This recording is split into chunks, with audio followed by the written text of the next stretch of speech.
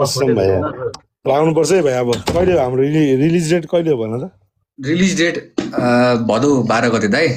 तर हेर्नु न, उसलाई बिर्सु भनेर कस्तो मेहनत गर्छु, उसको यादहरू सबै मेटाउँछु, तर मनिषाले कोठामा बदाम ल्याएर राखिदिन्छ क्या।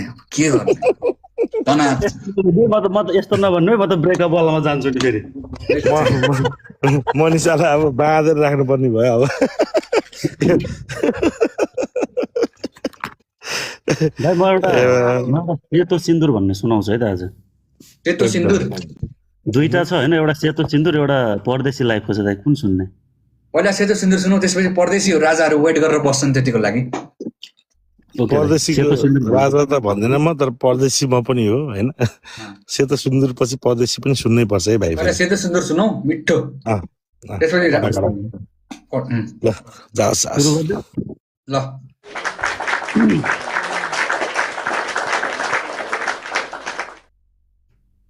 हिजो कसैको संसार भनेकी हुने, आज भत्किएको आफ्नै संसार खोजिरहेकी छिन्। सपनाहरू आँसुले बगाए चाहनाहरू मौनतालाई बेचिरहेकी छिन्। साँझको त्यो बिदाईपछि रातहरू हिजो पनि हुने गर्थे, तर कसैको साथ थियो उसलाई।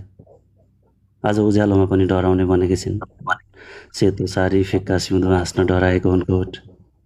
सपना र इच्छाहरूको अन्तिम संस्कार गरिसकेपछि शून्यताका गहिराई बोकेका उनका आँखाहरू। मन चिसो भयो उसलाई पहिलोपल्ट देख्दा। उनको नाम विधवा रहेछ। कसैसँग सिङ्गो जीवन बिताउने सपनाहरू जन्माएर रातो सिन्दुरले रङ्गिएकी उनी आज सफेद र सादा बनेकी थिइन्। अनि त्यो सफेद र सादा बनेपछि यो समाजले यसरी हेर्छ नि उसलाई, जसरी एउटा अपराधीलाई निहाल्ने गरिन्छ।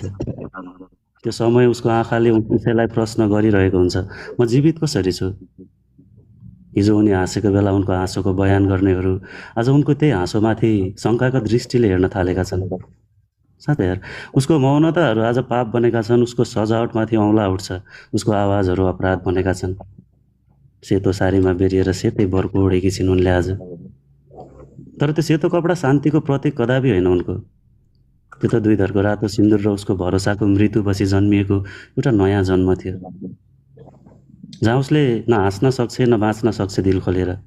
थाहा छ तिमीलाई, कोही नारीले रातो सारीमा सजिएको देख्दा मात्र पनि उसलाई आफ्नै शरीरको चिताको आगो सल्किएको राप जस्तै लाग्छ रे। कसैको हातमा बजेका ती चुराका झन्कार सुन्दा पनि उसलाई आफ्नै मृत्युको शङ्खको आवाज लाग्छ रे। उसलाई त स्वीकार गर्दैन रे आजकल उसकै कोठाको ऐनाले पनि। त्यसैले उसले ऐना हेर्न बिर्सिएकी छिन्। ऐनाले पनि त रङ्गी चङ्गी श्रृङ्गार नै मन पराउँदो रहेछ। उसले त सेतो सारीमा सेतै बर्को उडेकी छिन्।